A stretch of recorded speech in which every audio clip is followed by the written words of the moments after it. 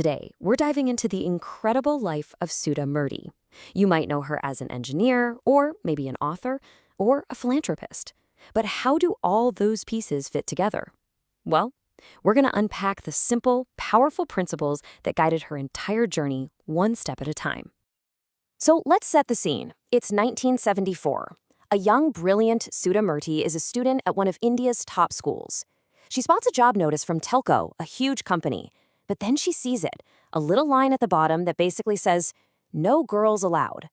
For anyone else, that might have been the end of the story. But for Sudha Murty, nope. That wasn't an ending. It was a beginning. She got angry, sure, but then she got to work. She wrote a postcard, not to HR, not to a manager, but directly to the top guy, the legendary J.R.D. Tata himself. She called him out, right there on a postcard. I mean, talk about a bold move. And that's our first chapter right here, the postcard that changed everything. This is where her journey as a true trailblazer really kicks off. Now, you have to understand who this postcard was coming from. This wasn't just any student. She was literally the only woman in her entire engineering class. She won a gold medal for getting the highest marks in the whole state. She was a top student from a top university, so that no ladies rule wasn't just unfair. It was ridiculous. And you know what's crazy? It worked. Less than 10 days later, a telegram shows up. It's an invitation for an all-expenses-paid interview. Her voice from one little postcard had been heard at the very top. It just goes to show you, sometimes you just have to speak up. And of course, she nailed the interview. But here's the kicker. She wasn't just hired. She became the first female engineer ever to work on the actual factory floor at Telco. She didn't just get a job. She kicked a door wide open for every woman who came after her. But her story of breaking the rules was just getting warmed up. Next up, we're going to see how that same fearless spirit helped launch one of India's biggest success stories ever. 10,000 rupees. Doesn't sound like a lot today, right? But back in 1981, this was everything. This was the tiny seed that would grow into a tech empire worth billions. So what's the deal with this number? This wasn't just some spare cash. This was her entire life savings, money she'd carefully put aside. And she handed it all over to her husband, Narayana Murthy. He had this big dream, this huge vision, but absolutely no money. This 10,000 rupees was the very first investment in a little company you might have heard of, Infosys. Think about that choice for a second. On one hand, she had a great stable career as a senior systems analyst.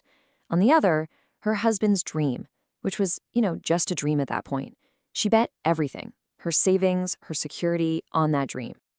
And her bet wasn't just with money. In those early days when they were running the company out of a tiny room, she did it all. She was the programmer, the clerk, the cook, the secretary, you name it, all while holding down her own full-time job to keep the family afloat.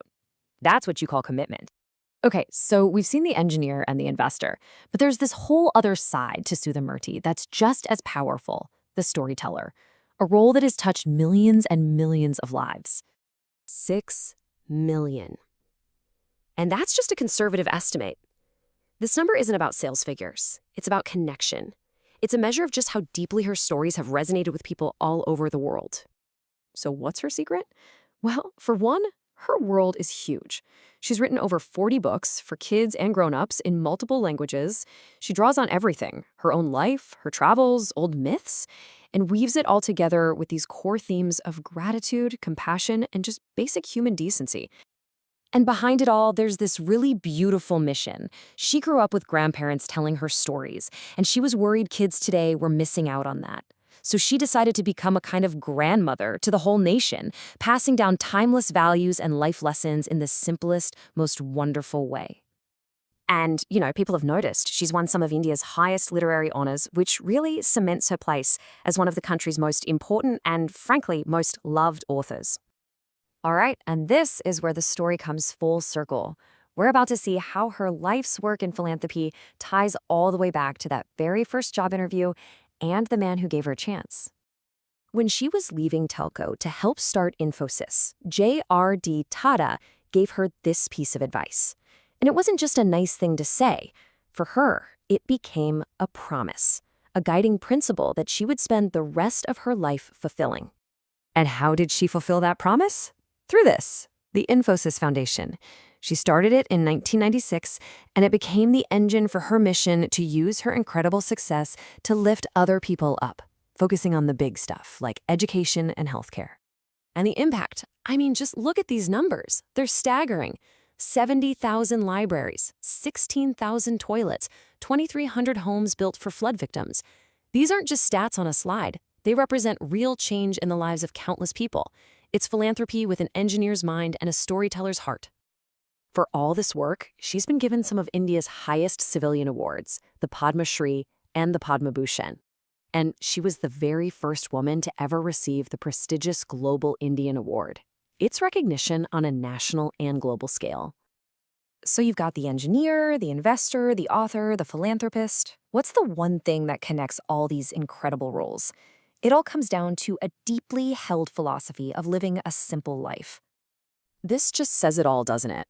Here's a person with immense wealth and success who still chooses to live a life of incredible simplicity.